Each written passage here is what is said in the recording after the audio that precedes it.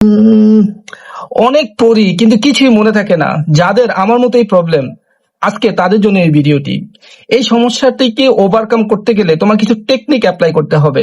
Number one, তুমি যে topic বা যে কন্টেন্টটা পড়বা, এটা পড়ার শেষে বইটাকে হাইড করে তুমি এটাকে রিকল করতে পারো কিনা এটা দেখবা।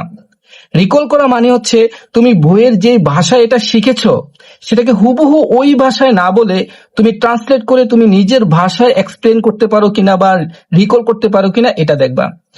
এটা যদি তুমি করতে পারো তাহলে তোমার ফার্স্ট স্টেপ ডান। সেকেন্ড স্টেপ, একটা গবেষণা করে দেখা গিয়েছে মানুষ যে যা শিখে 24 ঘন্টার মধ্যেই তার 70 থেকে 80% ভুলে যায়। তো এটার জন্য কি করতে হবে? এটার জন্য তোমার রিভিশন দিতে হবে। রিভিশনের একটা টেকনিক আছে, সেটা হচ্ছে তুমি আজকে যা লার্নিং করলা কালকে একবার রিভিশন দিবা, 3 দিন পরে একবার, 7 দিন পরে একবার, তাহলে এটা মেমোরিতে খুব ভালো স্টোর হবে।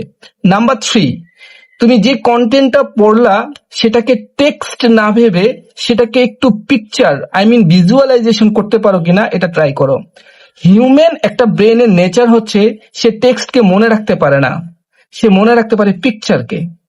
আর শেষে যেটা বলবো সেটা হচ্ছে আমরা যে জিনিসটাই শিখি ওই জিনিসটা প্রথমে আমাদের টেম্পোরারি মেমোরিতে শর্ট টার্ম মেমোরিতে স্টোর হয়।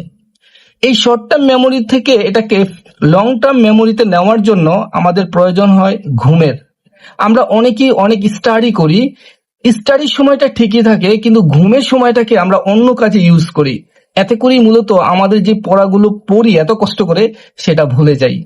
তো তোমাদের জন্য আমার রিকোয়েস্ট হচ্ছে তোমরা আমার এই মেথডটা অ্যাপ্লাই করে 15 দিন অ্যাপ্লাই করো, দেন আমাকে জানাও কমেন্ট বক্সে যে তোমাদের আসলে ইমপ্রুভ হয়েছে কিনা।